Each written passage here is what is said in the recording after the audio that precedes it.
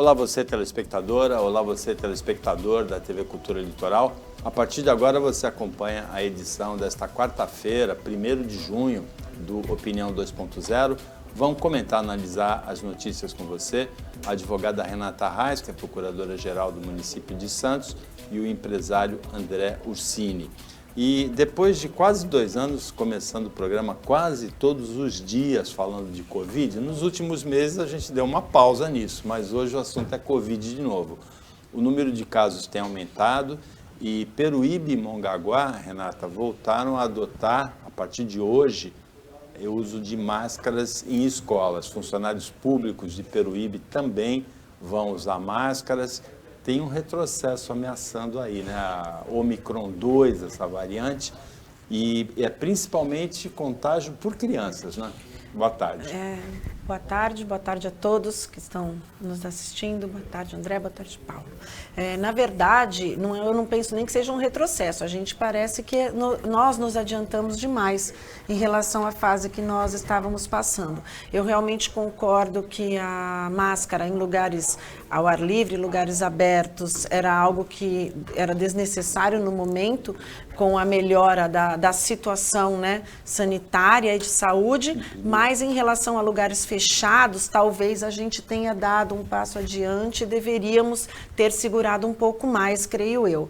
A gente está vendo agora, no momento, que o Comitê, né, de Saúde do Estado de São Paulo já está recomendando desde ontem o retorno do uso das máscaras em lugares fechados, e a gente sabe que esse retrocesso é sempre mais difícil do convencimento da população. Então, às vezes, eu penso que é melhor você segurar um pouco algumas medidas do que você avançar, liberar e depois convencer a população a dar um passo para trás. O que a gente não pode ter é hipocrisia. A gente fingir que está usando máscaras em lugares que são necessárias, e daí você entra no lugar, acaba a fiscalização e todo mundo está sem máscara. Então, até que ponto a gente precisa avaliar a necessidade ou não disso? Nas escolas, eu creio que seja uma medida importante. Os municípios têm essa liberdade para restrição, né? De acordo com a legislação vigente no país, a gente pode até restringir mais do que o Estado determina, nunca menos.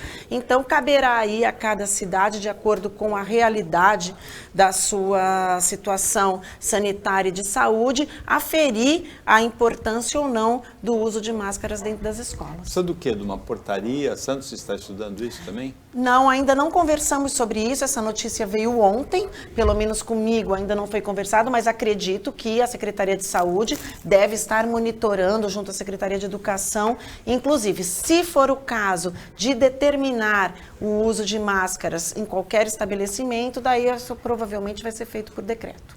Aí em transporte coletivo ainda é obrigatório, né? Eu percebi que eu apanhei o VLT, fiz um percurso no VLT no sábado e eu esqueci de colocar a máscara, não estava com a máscara quando eu saí para pegar o VLT. Transporte coletivo e unidades de saúde.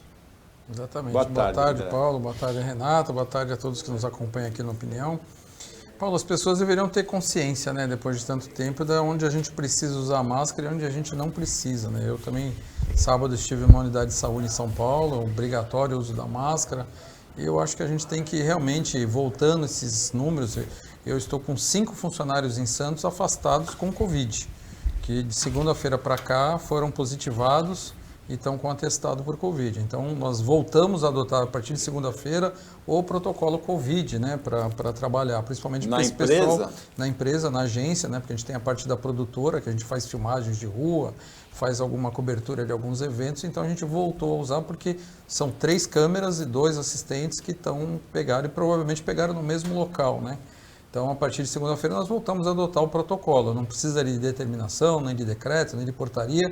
A gente tem que saber a hora de voltar a ter os cuidados, né? A gente já carrega nos carros das equipes já o kit, a caixa com máscara, o álcool. A gente tem uma cartilha do distanciamento. Toda vez que usa o microfone, faz uma esterilização. Então, todos esses procedimentos a gente adotou como práticas habituais. E agora a gente voltando a ver os índices subindo, e a gente inclusive com colaboradores afastados por Covid, a gente entendeu por bem voltar a partir de segunda-feira com os protocolos de Covid e mantendo toda a segurança com toda a nossa equipe. Vamos ficar atentos, eu também vou voltar a usar o protocolo Covid. Fiquei preocupado também com essas notícias aí. Aparentemente, nesse começo de ano, a gente tinha virado essa página, mas acho que ainda tinha alguma parte grudadinha ali, né? A coisa boa, né, Paulo, é que todos estão vacinados e todos estão com sintomas superficiais, né? Um pouquinho de febre, um mal-estar, mas graças a Deus letalidade muito menor. Muito né? menor. Então, a vacina fazendo o efeito e a responsabilidade de cada um de fazer a sua parte, que é manter o distanciamento para que a gente não transmita para outras pessoas. Ao contrário da China, né, André, que voltou a fazer lockdown rigoroso nesse ano, mas por conta da baixa vacinação, né? Eu acho que hoje, Paulo, eu entendo que a gente nem conseguiria mais fazer um lockdown no Brasil, as pessoas não respeitariam. Primeiro porque a gente vive uma crise econômica que há 2 anos atrás nós não tínhamos, com uma inflação alta, as pessoas sem condições de ir para a rua, principalmente aqueles que dependem do trabalho diário para sobreviver, para colocar dinheiro, comida dentro de casa, comida na mesa. Então eu entendo que hoje nós teríamos problemas muito graves se tivéssemos que enfrentar um lockdown. Então, assim, não vejo que a população respeitaria, não. Então, é bom que cada um tenha dentro de si a consciência de que a gente precisa realmente voltar a ter os cuidados que nós tínhamos antes. Evitar, temos visto aí muitas festas, muitas aglomerações. Não estou falando para as pessoas não se juntarem, não se organizarem, mas tudo com responsabilidade, Paulo. Acho que a gente ainda não conseguiu enfrentar de vez esse problema do Covid. É um cuidado a mais aí, adicional, para a gente liquidar esse capítulo aí da história da humanidade. Renata, hoje tem uma notícia interessante que é inaugurada daqui a pouco, às 3h, uma exposição sobre Santos Dumont, em Guarujá, no Ferry Boat Plaza. E essa exposição, ela tem... Santos Dumont é uma grande figura da história brasileira, né? Um dos grandes brasileiros da história é Santos Dumont, um dos pais da aviação, né? O responsável pelo primeiro voo com o aparelho mais pesado que o ar, mais inclusive que os irmãos Wright, que são cultuados nos Estados Unidos. Mas essa exposição ela tem uma curiosidade, que ela tem o carro funerário que levou Santos Dumont, que infelizmente em 1932, há 90 anos, se suicidou em Guarujá, no hotel. Foi o carro funerário que levou para a sepultura o Santos Dumont. E esse carro foi recuperado numa parceria com o Memorial Necrópole Ecumênica de Santos. Eu não sabia dessa notícia, mas conheço esse perfil do memorial, né, em relação aos carros usados, às exposições que eles fazem lá.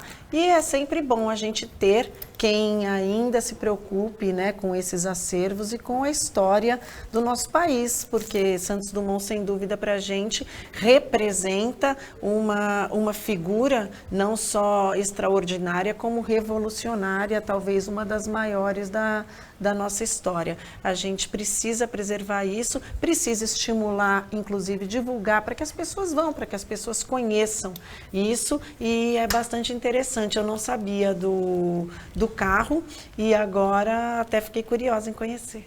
Eu também acho que vou dar uma chegadinha lá no Ferry Boat Plaza. Agora, no Brasil a gente não tem esse hábito, essa tradição, essa cultura, né, André, de valorizar o que é nosso, né? Eu lembro de um professor que deu aula comigo na Católica, ele fez o TCC dele sobre Francisco Alves, que era considerado o rei da voz, posterior ao Carlos Gardel na Argentina, né? E na Argentina, se você perguntar para uma criança de 5 anos quem foi Carlos Gardel, ela vai te explicar. Sabia. Aqui no Brasil, se você perguntar sobre Francisco Alves, assim, para um adulto, vai perguntar, é ponta direita da Ponte Preta, alguma coisa assim, né? Paulo, nesse caso especificamente, atacante, eu conheço, vamos modernizar, atacante da Ponte Preta. Eu conheço bem essa história do Santos Dumont, desse carro, porque eu tive uma atuação profissional muito grande no Guarujá, e na época de 1996 ou 97, eu, acompanhado do ex-prefeito Maurício Mariano, descobrimos que esse carro estava guardado na garagem municipal. E lá, eu na época solicitei ao prefeito que colocasse ele em exposição, que fizesse uma recuperação. É um carro que vale a pena você conhecer, Renata, porque ele foi feito à mão. ele é de madeira, então a parte dele ali atrás de madeira, o vidro de cristal, realmente vale a pena.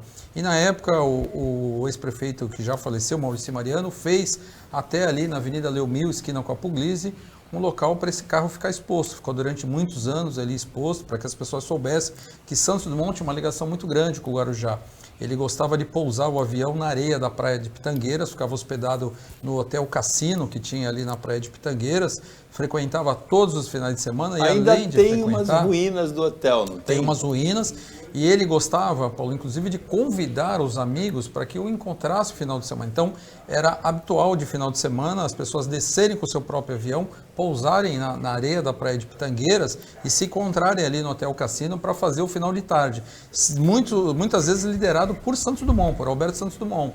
Então ele teve uma convivência muito grande com a cidade de Guarujá, com o Hotel Cassino, veio a cometer o suicídio na cidade do Guarujá, e esse carro na época serviu para levar o corpo dele, né, para ser enterrado, e depois ficou guardado durante muitos anos, praticamente abandonado na garagem municipal. E eu tive o privilégio, em uma das visitas, quando fui presidente da Associação Comercial do Guarujá, em 95, acho que até 97, 98, visitei com o ex-prefeito Maurício Mariano e vimos esse carro lá que chamou atenção, e o Maurício atendeu um pedido nosso da associação, que era colocar ele em exposição e recuperá-lo, né? Depois foi feita uma parceria agora recentemente para que o memorial fizesse a manutenção e guarda desse carro, mas vale a pena realmente porque é uma história muito grande, principalmente de Alberto Santos Dumont, da aviação e da cidade do Guarujá. Tem uma lenda sobre Santos Dumont que atribui a ele a criação do relógio de pulso. Não é verdade. O relógio de pulso foi criado antes, em 1868, por dois relojoeiros suíços, né? Patek e Philippe. Até hoje existe uma marca, né? Patek e Philippe. Mas o Santos Dumont encomendou para um outro relojoeiro muito famoso também, francês, Louis Cartier, acho que é francês, um relógio de pulso especial para aviação. E alguns anos atrás a Cartier lançou de novo a linha Santos Dumont de relógios que até hoje os estilistas acham muito bonitos. Então, o Santos Dumont não criou o relógio de pulso, mas ele tem a ver com o relógio de pulso. Só fazer uma observação, eu acho que o Brasil teve o privilégio de ter dois nomes na aviação mundial que realmente a gente tem que levar esse nome do Brasil afora com muito orgulho. Alberto Santos Dumont e Osiris Silva. Osiris Silva, ainda vivo, é um dos homens que conseguiu colocar a Embraer como uma das grandes empresas do mundo. Eu tenho muito orgulho de tê-lo conhecido pessoalmente, tive a oportunidade na época que estava desenvolvendo os projetos do Complexo Andaraguá, ter 2 reuniões com ele para que ele me desse, né, a sua visão sobre o projeto, mas ele tem um reconhecimento internacional maior do que ele tem dentro do Brasil, mas ele foi um grande homem da aviação, né, ainda está vivo, foi homenageado agora nos 50 anos da Embraer em São José dos Campos, tive presente, é uma questão de 1 ano e meio, 2 anos atrás, não me recordo, mas nós tivemos 2 grandes nomes na aviação mundial dentro do Brasil, Santos Dumont e Osiris Silva. O Osiris Silva era um visionário, né? Dificilmente alguém poderia imaginar que o Brasil poderia ter uma indústria de aviões competitiva como é a Embraer. Foi uma ideia dele, uma pessoa brilhante, cursou o ITA, que é um curso universitário, né?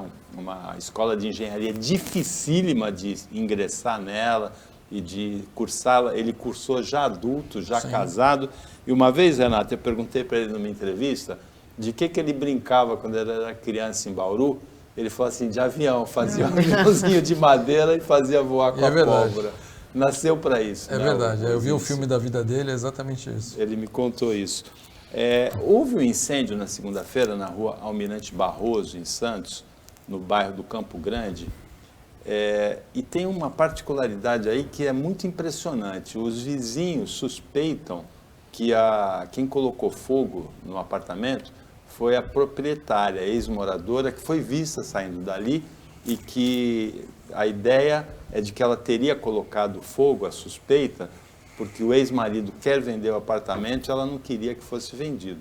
Se foi isso realmente, não é confirmado, mas é de uma irresponsabilidade, é de uma alienação, sei lá, não sei nem como definir isso, é um incêndio forte, né? 4 viaturas do Corpo de Bombeiros combateram esse incêndio na segunda-feira, não houve feridos, Mas como que uma mulher pode ter uma atitude dessa, né? É gravíssimo a conduta dela, porque não é uma conduta só de dano ao patrimônio aí, ou comum, ou do marido, mas ela colocou, tem crimes de periclitação da vida. É suspeita, por enquanto, só, né? Hoje em dia, esse tipo de crime é muito mais fácil de descobrir do que aquele que pratica num momento de insanidade, ou num momento de muita emoção, ou movido por vingança, ou qualquer outro sentimento do tipo. Esses crimes são muito mais fáceis de serem descobertos do que um latrocínio, um roubo, um crime aleatório de pessoas que realmente não se conhecem. Porque os crimes passionais, eles deixam muitos vestígios. Essas pessoas, elas não são criminosas por natureza. Elas não têm ali toda, diríamos, a expertise de um criminoso que se prepara, então eles costumam deixar muitos vestígios. E a gente vive numa cidade, até num mundo, né, hoje em dia, muito monitorado. Ou você está sendo monitorado nas ruas, você normalmente está sendo monitorado o tempo inteiro no elevador, nas áreas comuns do condomínio, então você é facilmente descoberto quando uma pessoa, dizem que o casal, né, pelas notícias que eu li a respeito, não reside nesse apartamento, ela pelo menos não reside, ela foi ao apartamento, o sistema talvez de monitoramento, e os vizinhos a viram um pouco antes lá no prédio, sendo que ela não mora lá, e logo em seguida o incêndio aconteceu. É de uma gravidade assim extrema, e creio que tem que ser apurado com bastante rigor, porque ela não colocou ali somente o sentimento pessoal em relação ao marido em jogo, mas a vida, né, a saúde, a vida de todas aquelas pessoas que vivem naquele lugar. O dano poderia ter sido muito maior do que realmente foi, e merece, né, a reprimenda necessária. Pelo amor de Deus, né, André? É muito grave, né? A Renata colocou muito bem. Imagina se tivéssemos tido um incêndio de maiores proporções, inclusive em outros apartamentos, das pessoas que nada tem havido, o problema do fim do relacionamento dela, né? E talvez da venda do imóvel que ela não quer se desfazer. Então, assim, as pessoas têm que pensar que ela não está fazendo só contra a pessoa com que ela teve um relacionamento, mas sim contra toda uma sociedade que está ali, né, que nada tem a ver com o problema, mas que está aí possível de ter algum tipo de dano em razão a isso. Então, realmente tem que ser investigado e, caso for comprovado, ela tem que responder, sim, criminalmente pelo ato dela. Opinião 2.0 volta depois do intervalo rapidinho.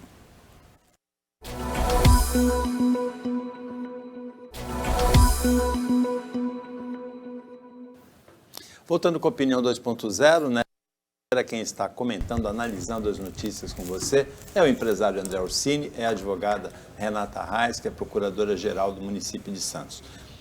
Uma pesquisa da Datafolha surpreende, André. 72% dos brasileiros disseram que não concordam com a ideia que é propagada pelo presidente Bolsonaro de que o porte de arma pode ajudar as pessoas a se protegerem da violência. Você esperava um resultado desse? Paulo, nos dias de hoje eu até espero sim, pelo seguinte, com o aumento da violência, com o aumento da criminalidade, fazendo uso de armas sem qualquer tipo de constrangimento, matando por uma facilidade muito fácil, por uma condição às vezes de um roubo de um celular, usando arma de fogo, a população de bem fica constrangida, porque ele não vai tomar a mesma atitude, né? É muito difícil você estar no porte de uma arma e tomar a decisão naquele momento de tirar a vida de uma pessoa. Independente dele ser bandido ou não, lógico que no momento de raiva você tem uma reação, né? Mas hoje o que as pessoas estão analisando é o seguinte: nós precisamos melhorar a segurança, não é no Brasil, é no mundo. Comentamos aqui outro dia dos casos nos Estados Unidos, dos atentados, onde lá você pode comprar arma, muitas pessoas têm 2, 3, 4 armas diferentes. Mas o problema é, a sociedade não está preparada para o uso de armas, né? Armas tem que ser feita por aquele que tem um curso, um preparo, inclusive uma avaliação psicológica com acompanhamento,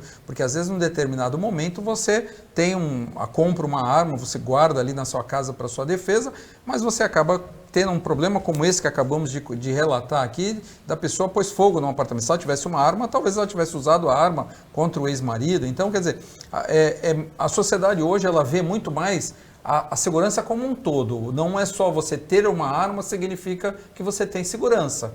Você tem uma possibilidade, mas você vai fazer uso dessa arma? Você vai ter coragem de fazer um enfrentamento na hora que for necessário? Ou você não vai ter coragem, o criminoso vai tomar a sua arma e vai usar ela contra você? Então, acho que hoje a gente tem que pensar na segurança como um todo. A arma, ela tem que ser usada para aquele que sabe usar. A arma tem que ser colocada nas mãos de quem tem habilidade suficiente para usá-la. A sociedade está entendendo que nós temos que discutir a segurança como um todo. Segurança envolve planejamento, monitoramento. A Renata falou das câmeras nos prédios, é o que a gente tem usado, cada vez mais o serviço de inteligência para combater o crime, né? A arma é, no caso, extremo. Então, eu acho que a sociedade hoje se preocupa muito mais com a sua segurança e não com o uso da arma. Esse ponto que o André pegou é o ponto fundamental, né? Não adianta você ter uma arma, você tem que ter, além do treinamento para usar a arma, você tem que ter uma espécie de impulso interno de quem gosta de arma. Não é todo mundo. Eu, por exemplo, não gosto de arma. Eu também, eu concordo com tudo que o André disse. Acho que o armamento da população só aumenta a violência doméstica e não a segurança das pessoas. Essa é uma opinião pessoal minha. Mas, independentemente disso, eu tento olhar o resultado dessa pesquisa dentro de um contexto do nosso país e daí eu fico surpresa. Porque hoje em dia, por conta deste ano eleitoral e toda essa questão política envolvendo o nosso país, a maioria das questões do nosso dia a dia que estão sendo debatidas, elas acabam sendo muito vinculadas à sua preferência política. Então, eu tento fazer um paralelo, né? Porque a gente conversa com muita gente e o número me surpreende. Porque normalmente quem é bolsonarista e quem é a favor das posições do nosso presidente da República se coloca a favor do armamento da população como se fosse algo meio até automático, como se você, porque defendesse um determinado partido ou um determinado político, você tivesse que concordar absolutamente com todas as ideias dele. Então essas pesquisas, elas que têm saído, esses resultados dessas pesquisas, embora eu esteja dentro desses 72% aí que discordam também do porte de arma, elas me surpreendem porque não parecem refletir o que eu vejo no meu dia a dia com a conversa com as pessoas. A gente teve recentemente, acho que semana passada ou retrasada, uma pesquisa também que disse que 90 e tantos % da população se declarava heterossexual. Vergonha de responder a verdade ou essa pesquisa realmente reflete a realidade? Não reflete para mim 95% das pessoas que a gente convive, que a gente conversa, que a gente trabalha e que a gente se relaciona. A realidade é bem diferente. Então eu fico um pouco, eu não diria que desconfio, mas fico um pouco surpresa com o número. Agora, de qualquer maneira, 28% favoráveis às armas é mais ou menos a proporção do eleitorado que o Bolsonaro tem, né? 28%, 30%, né? Talvez. O que é importante é que essa pesquisa levantasse um alerta no governo federal, embora já seja o último ano do mandato, de elaboração de uma política nacional de segurança pública, né? A violência é a principal preocupação do brasileiro hoje, ao lado da fome hoje presente, né? Mas a violência é uma preocupação muito grande. A gente precisa de uma política nacional de segurança pública. André, você gosta de empanada, não? Muito. Gosta? E você já sabe que a chefe, né, a chefe argentina do Arthurito, lá da polêmica com os bolsonaristas, inaugurou uma unidade em Santos, na rua Guaiaó. Não sabia. Laguapa. Laguapa, né? Que seja muito bem-vinda à nossa cidade, à nossa região. Eu gosto muito, é uma das coisas que, por sinal, quando vou a um restaurante argentino, nunca deixo de pedir, né? Aquela entradinha, peço uma empanada, que é gostoso, para acompanhar o vinho, até vinho o prato principal. Mas vamos fazer uso, vou conhecer sim, agora fiquei curioso até. Você sabia, Renata, a Paola Carosella, né? Eu fiquei sabendo, sim, estou curiosa, também adoro empanada. Tenho até o costume de pedir, de comprar, de fazer em casa, gosto muito. Quando vou para Buenos Aires, faz tempo que eu não vou, mas também faço questão de pedir as empanadas. Muitas vezes eu fico só na entrada mesmo, acabo nem pedindo o prato principal. Agora voltamos ao que eu estava falando, né, na nossa conversa conversa anterior. Mais uma questão que está diretamente ligada, politizada devido às posições que as pessoas estão adotando no nosso país, bastante radicais nesse ano eleitoral. Vamos ver se vamos ter só esquerdistas no restaurante ou se nós vamos ter bolsonaristas também curiosos pelo sabor da empanada. Pode ser que tenhamos, né? Eu tinha um tio argentino, que já morreu, gourmet, né? Escrevia no La Nación sobre gastronomia e ele era casado com a minha tia. Então, muitas vezes eu ia para Buenos Aires e ele me ensinou isso. Ele falou assim, em qualquer lugar em Buenos Aires que você entrar para comer, se você pedir empanada e o vinho da casa, você vai comer e vai beber bem, não é? Então, empanada é uma delícia, eu vou conferir. E vou aproveitar para dar uma olhada, se só tem esquerdista lá, ou se o bolsonarista gosta da empanada. Esperamos que não, né, Paulo? Esperamos que não, né? Esperamos que não. Uma condenação, Renata, uma condenação, num caso muito rumoroso, né, de 2020, que mexeu com a opinião pública, foi daquele menino de 5 anos, Miguel Otávio, que foi deixado pela mãe empregada com a patroa é Sari Corte Real, e a patroa foi condenada por abandono. Ela deixou o menino sozinho tentar pegar elevador, ele caiu do 9º andar, morreu. Ela foi condenada ontem pelo Tribunal de Justiça de Pernambuco a 8 anos e meio de prisão, mas com direito a recurso. Toda condenação em primeiro grau, ela tem direito ao recurso de apelação, ainda mais nesse caso, que não é um crime diretamente doloso contra a vida, onde ela vai ser julgada por um júri popular, mas ela está sendo sentenciada por um juiz criminal. O crime cometido, no caso, por ela aí foi o abandono de incapaz, com o resultado morte, o que agrava bastante a situação. Esse caso foi muito chocante. Nós que somos mães, né? Nós sentimos a dor daquela mãe naquela situação, do desprezo de uma pessoa pelo cuidado com uma criança daquele tamanho. E para a gente, todas as mulheres repensarem e do cuidado que a gente realmente tem que ter de supervisão. Eu sempre me preocupei muito com a supervisão de criança, porque muitas vezes a criança já está grandinha, ela não precisa mais daqueles cuidados de extremos de você alimentar, de você estar toda hora fazendo tudo para a criança, mas toda criança precisa de supervisão e até adolescentes. Nós tivemos recentemente aqui em Santos, no Canal 3, o caso daquele menino que caiu, menino que é considerado já praticamente um pré-adolescente, 12 anos de idade, que caiu de uma cobertura que inclusive era telada, mas num determinado local não era. Então, as crianças, os adolescentes precisam da supervisão dos pais, ou quando os pais não puderem, a supervisão de um adulto. Neste caso, é gravíssima a situação e a gente espera que, independentemente do recurso interposto, que os tribunais superiores confirmem a decisão de primeiro grau. Deve manter, sim, Renata, até porque, assim, um caso que teve notoriedade nacional, né? Você colocou muito bem, né? Acho que a única coisa que a gente tira de positivo disso é um alerta de que criança não pode ficar sozinha, ainda mais nesse caso que ela deixou a criança pegasse um elevador. Quer dizer, a gente não sabe se esse elevador poderia, no meio do percurso, ter algum tipo de problema. Quer dizer, muitas coisas. Ela assumiu um risco muito grande quando ela tomou aquela decisão. Então, vale o alerta mesmo. Acho que a gente tem que ficar sempre atento com criança, independente de ser mãe ou não. Eu tenho um filho de 23, mas quando eu vejo criança ou adolescente, ou seja, lá o que for na rua, independente de eu conhecer ou não, que eu vejo alguma situação que pode ocasionar algum problema, me chama sempre a atenção. Eu sempre paro, procuro alertar, ver se está com alguém, que tipo de atitude que aquela criança ou adolescente está tomando. Então, acho que vale toda a sociedade aí. A gente tem que prestar atenção nas nossas crianças, nos nossos jovens, porque às vezes a gente está enxergando algo que eles não enxergam e a nossa experiência pode ser diferente da decisão que acontece naquele momento, que pode virar uma fatalidade, né? Hoje começa a ser emitida a nova Carteira Nacional de Habilitação.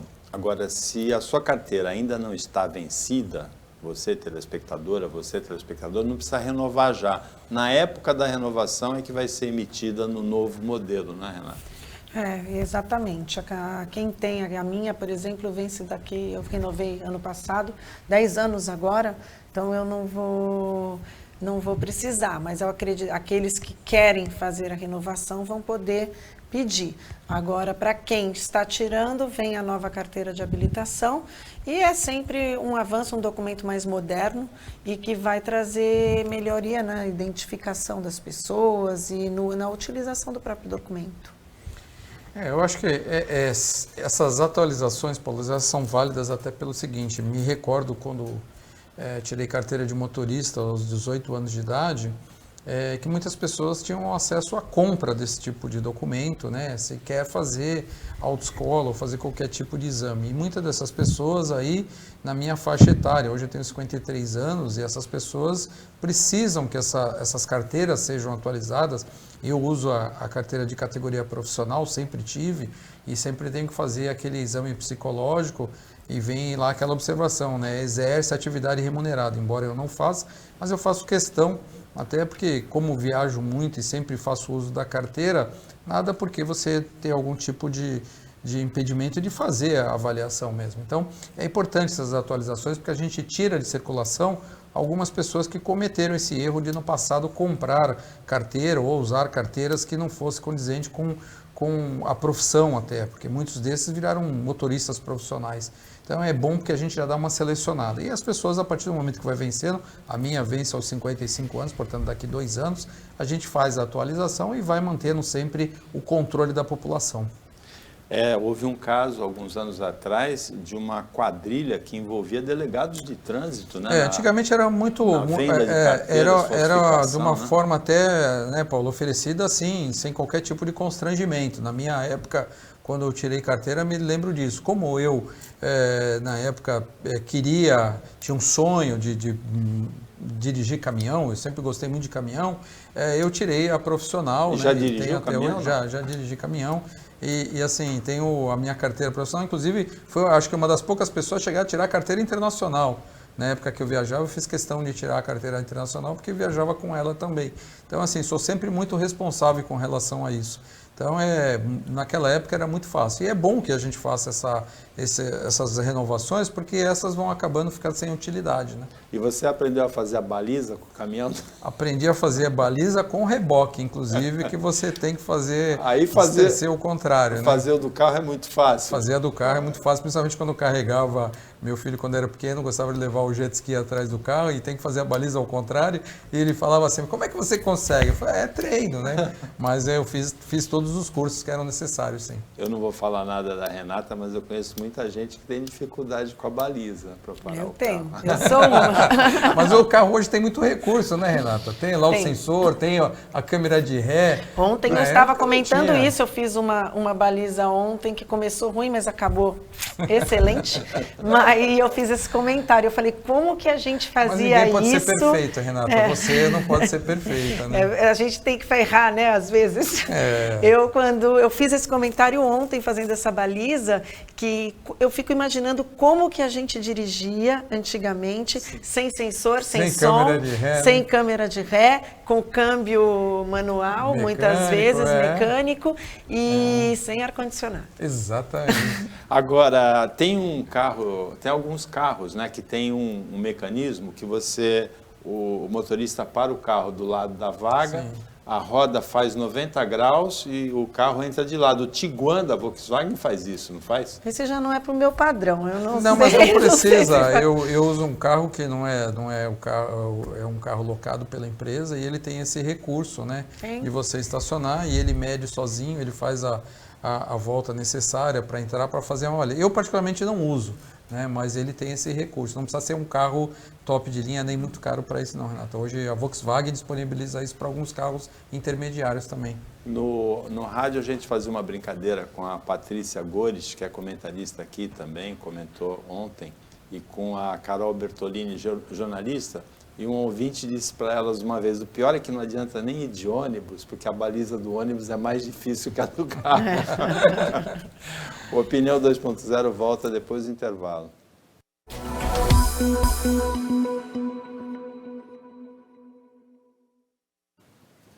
Voltando com a Opinião 2.0, agora é o último bloco. A Renata Reis, advogada, procuradora-geral do município de Santos, o André Orsini, empresário, comentam, analisam nessa quarta-feira as notícias com você. Sempre tem, todos os dias tem episódios, André, da corrida presidencial. Ontem o Luciano Bivar foi lançado como pré-candidato pelo Partido União Brasil, que é o que tem mais dinheiro de fundo partidário, né? 700 milhões de reais. E ele falou que o Brasil tem uma ameaça autoritária do Bolsonaro, se referiu ao Bolsonaro, e uma ameaça de retrocesso, que ele se referindo ao Lula, né? E que a gente precisa sair dessa encruzilhada. Agora, o ex-presidente Lula ontem deu algumas declarações curiosas, né? Ele falou que o PSDB acabou, houve uma reação grande, e ele falou também assim, eu lembro que o Bornhausen falou que o PT tinha acabado no mensalão, o PFL dele que acabou e o PT está aí, forte. E ele disse uma coisa engraçada também, o Lula, ele disse, não adianta o Bolsonaro ficar falando que só Deus tira ele do Palácio do Planalto, porque a voz do povo é a voz de Deus e é a voz do povo que vai tirar ele de lá. O Lula ontem estava inspirado, né? Ele tem uma experiência política muito grande, né, Paulo? Eu já vi entrega de obras onde o Geraldo Alckmin, quando governador do estado, fez um discurso falando de adutoras, de quilômetros de investimento e tal, e ele abriu os braços, simplesmente falou, trouxemos água para todos, e foi ovacionado. Então, o que a pessoa quer saber é se tem água na torneira, não quer saber se é adutora, de onde vem e tal. Então, ele tem uma bagagem política, ele sabe colocar as coisas na hora certa, a sua experiência fala sobre isso. Mas eu acredito que as pessoas não devem levar isso em consideração, devem levar em consideração a atuação dele quando presidente da República, né, a atuação do seu partido ali, do sua composição política, porque a gente sempre tem que analisar o cargo majoritário, mas tem que analisar o governo como um todo, né, todo aquele pessoal que faz parte do governo. A gente, logicamente, eu sei que você toda sexta-feira compra uma vela nova de 7 dias esperando a terceira via, eu realmente espero também, porque eu gosto do debate político, eu acho que eu ontem fiz um debate político onde não chegamos a um consenso e no final eu falei assim, foi um dos melhores que eu participei, porque eu acho que opiniões contrárias fazem com que o homem tenha uma evolução de pensamento. Quando a gente está sempre certo ou quando as pessoas não abrem o diálogo, a gente não evolui. Então, eu acho que na política, tanto na política empresarial, e a gente tem que entender o que é a política, né? Tudo parte de um ato político, coisa que eu aprendi com o ex-prefeito Coiuíra, a gente tem que entender que ter opiniões contrárias é sadio, não é nenhum problema disso. Agora, a forma como você coloca, né, é que prejudica a evolução da espécie do homem. E quando a gente vê uma eleição como essa, que a rejeição dos candidatos é maior do que a aprovação, é maior do que a possibilidade de voto, nos causa aquela luz amarela de falar, poxa, algo está errado, né? Nós temos que ter um líder que seja aprovado pela população, não aquela famosa discussão, eu não vou votar nesse, eu voto no outro para não votar naquele. A gente não pode, a gente realmente tem que ter um candidato que nos represente, né? Eu espero realmente, não compro a vela como você, mas como gosto do debate político, espero que tenhamos candidatos que coloquem propostas. A gente vê muitas discussões extremistas, mas eu não vejo propostas. Como é que nós vamos resolver o problema da inflação? Como é que nós vamos resolver o problema do preço do combustível? Como é que nós vamos fazer o Brasil crescer? Como é que nós vamos ver o problema da saúde? Como é que nós vamos ver o problema de segurança pública que discutimos hoje aqui? Como é que nós vamos resolver o problema da educação? Acho que está faltando propostas visando o objetivo único que é do gestor público, cuidar bem do seu povo. Então isso eu estou sentindo falta nessa campanha. Hoje a gente não tem notícia da possível candidata mulher, né? A Simone Tebet, Renata. Eu sou bastante pragmática em relação a essa terceira via. Não acredito que ela virá, porque o que eu ouço de todos os discursos dos partidos que se unificaram e formaram novos partidos, ou aqueles que ainda se consideram grandes, é o discurso de que são grandes, ou são grandes porque são grandes mesmo, ou são grandes porque são resultado da união de dois grandes partidos, como é o caso do União Brasil, que é o DEM mais o PSL, e eles acham que eles têm que ter candidato próprio.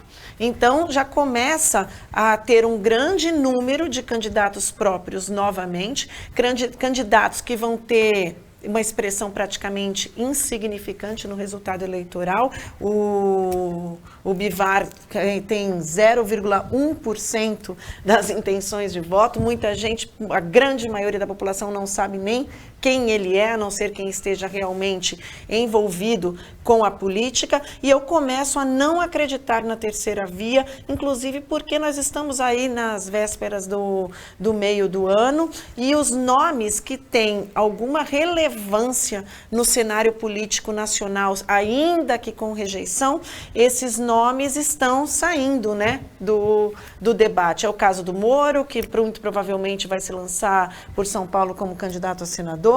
Então, já há quem fale até em candidatura a governador do Moro, que eu acredito que não vai acontecer, ele deve sair como candidato a senador mesmo. Agora nós temos o Dória, que também saiu da disputa, que embora tenha uma rejeição muito grande, é um nome de peso ainda no nosso país, e eu começo a não ver mais esperança nessa terceira via e continuo acreditando que nós vamos ter realmente essa questão dessa duplicidade de candidatos, nós vamos acabar tendo um resultado eleitoral não pela preferência do eleitor, mas pela preferência do que o eleitor não quer presidente. Você acha que o Paulo não isso. precisa mais comprar a vela? Não. Não vai adiantar nada. Aí, eu vou continuar com a... Dizem que a esperança é a última que morre, né? O André colocou de uma maneira interessante, né? A rejeição do Lula é maior que a quantidade de votos que ele tem.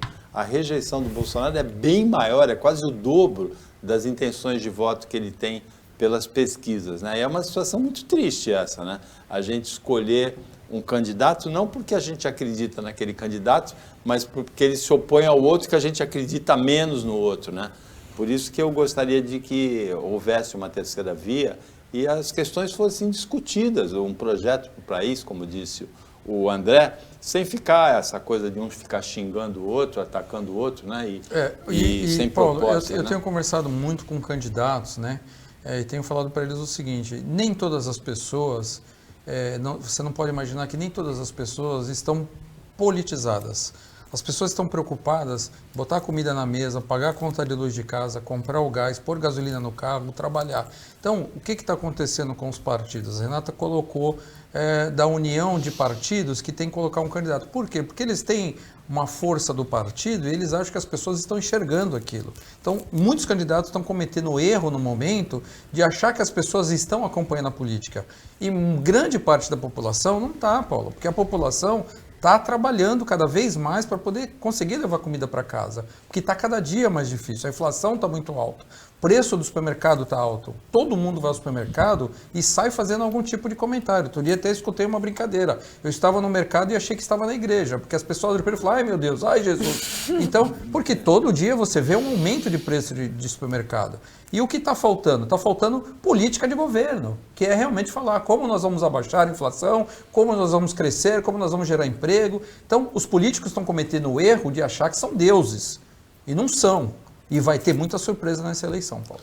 Eu mesmo nessa semana, no sábado, na semana passada, no supermercado fui comprar um pote de margarina Qualy. Era o dobro do preço da última vez que eu comprei, Renato, o dobro do preço. E o que está acontecendo também, eu vi uma matéria bastante interessante essa semana, para não aumentar os preços, o que muitos fabricantes estão fazendo? Diminuindo a quantidade nas embalagens. Então, hoje você não compra, por exemplo, sabão em pó de 1 quilo.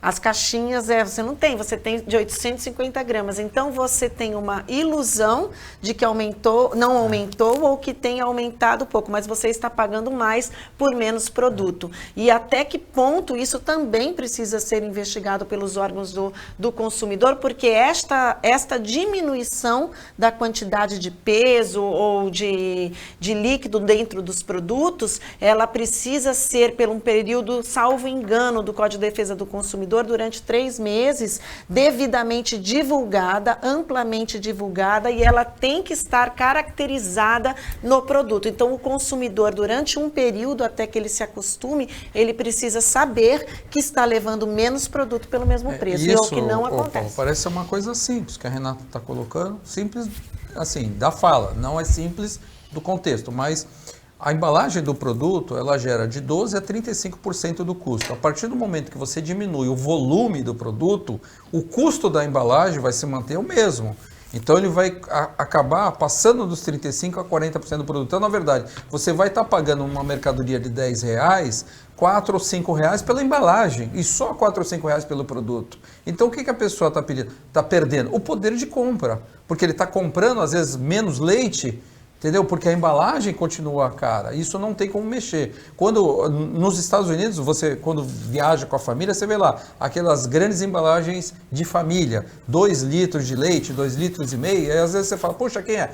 Realmente porque o americano tem um estudo que a embalagem, ela tem um percentual significativo no preço da mercadoria. Então é normal que você venda embalagem com mais volume para você ter um preço menor pelo consumo do produto. Agora, no Brasil, o que tem acontecido é as pessoas estão diminuindo o produto e elas estão sendo enganadas por quê? O preço da mercadoria na prateleira aumentou porque a embalagem não diminuiu, a quantidade diminuiu, você está consumindo menos e pagando mais. E uma outra característica também que eu tenho lido, criaram agora o chamado composto lácteo, mistura láctea, que estão substituindo por alguns produtos que têm leite. Então você tem hoje, por exemplo, leite em pó, até sem falar a marca, mas da marca mais conhecida no país, você com a embalagem praticamente idêntica, e você tem o composto lácteo e você tem o leite em pó. Não é a mesma coisa. Então, se você chegar até o leite condensado, agora já a marca mais famosa no país já tem de composto lácteo também. E você acredita que está comprando um leite condensado mais barato quando ele não é o leite condensado realmente. Essa moça sabe tudo, né? E o consumidor é realmente muito prejudicado aí, né? Porque o produto aumenta de preço, diminui a quantidade e a embalagem, como disse o André, passa a ter uma participação maior no preço. Ou seja, você está pagando mais embalagem do que pagava quando comprava o produto numa quantidade maior na embalagem. Chegamos ao final do Opinião 2.0, agradecendo a participação da Renata Reis, do André Orsini, o trabalho da equipe técnica e de jornalismo do Sistema Costa Norte e agradecendo principalmente a você que acompanhou a gente mais essa edição. Até amanhã, nesse mesmo horário de 15 para 1 tarde, 00:30 na reapresentação e uma ótima quarta-feira para você que você merece.